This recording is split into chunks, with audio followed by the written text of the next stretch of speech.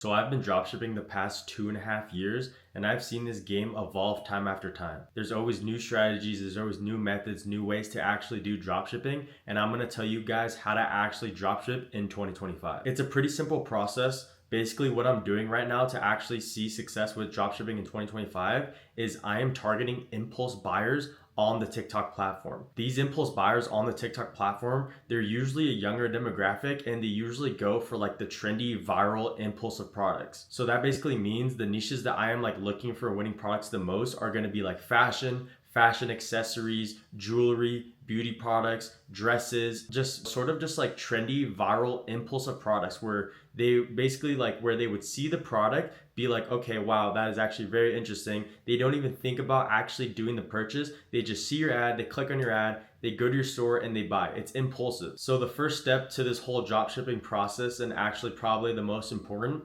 is finding your winning product. There are only two methods that I am using right now to find winning products. The first one is probably like my main method. It's using TikTok organic and just optimizing my feed to show me, like I said, those trendy, impulsive, viral products. I'm looking for like recently viral videos that have been posted within like the last week or a couple weeks. And these aren't necessarily ads. These are just normal TikTok videos that like normal organic users are posting. And then basically when I'm finding these viral videos, I'm downloading these viral videos and then I'm repurposing them for my ads. So basically I'm killing two birds with one stone.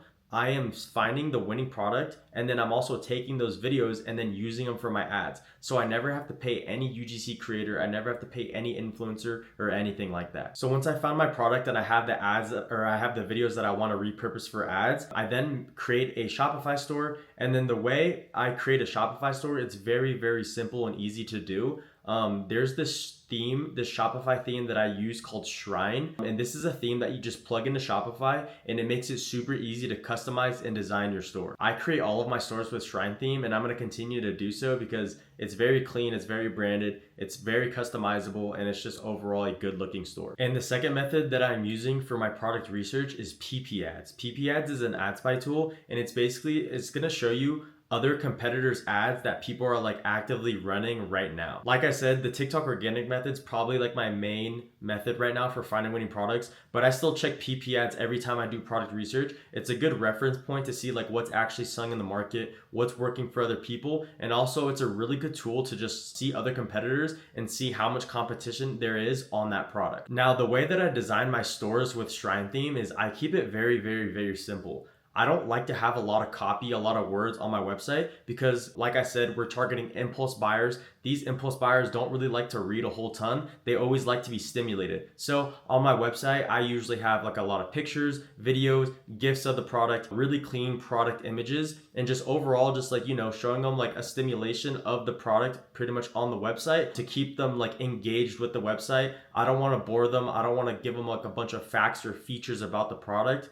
I just like to stimulate them with like pictures, GIFs, and images. So like I said, I don't really like to have a whole lot of copy on the website. You don't want like paragraphs and paragraphs. The more simple you have the website, the better. And then after that, the whole process is pretty much almost done. All you have to do is just take those videos from TikTok that we found earlier and then put them into a campaign with TikTok ads. TikTok ads is super easy to set up. It's super beginner friendly. I recommend if you're a beginner dropshipper, you should 100% start with TikTok ads. Signing up for TikTok ads is super easy. All you have to do is just type in TikTok ads on Google and then you can just sign up with like an email and password. And then I actually have a video on how I set up my exact campaign structure with TikTok ads that I'm going to link down below so you can copy it. And then of course, the final part of the whole process is actually fulfillment, finding your supplier and having them take care of all your fulfillment. Because keep in mind, we are dropshipping guys. We don't hold any inventory. We don't see or touch the product. It comes straight from our supplier in China directly to our customer, to their address. And this step confuses a lot of beginners with dropshipping. I promise you, fulfillment and your supplier and working with your supplier is one of the easiest parts of this whole game. This is something you shouldn't even be worrying about in the beginning. You should first focus on knowing how to find winning products, knowing how to create your website, knowing how to set up TikTok ads, and then once you actually get sales, that's when you can go ahead and find a supplier and have them connect to the back end of your store and take care of all your fulfillment. A lot of beginners often think that you need to have like some sort of fulfillment already set. You need to have like an imported product connected with like a supplier or like a platform. That is not true. You can set up this whole process without having to do any of that. So the way that I do it and the way that I teach my students to do it is you set up the whole process, you test the product, and then once you actually start to have sales on your store, that's where you then go to find a supplier and they will take care of all your fulfillment.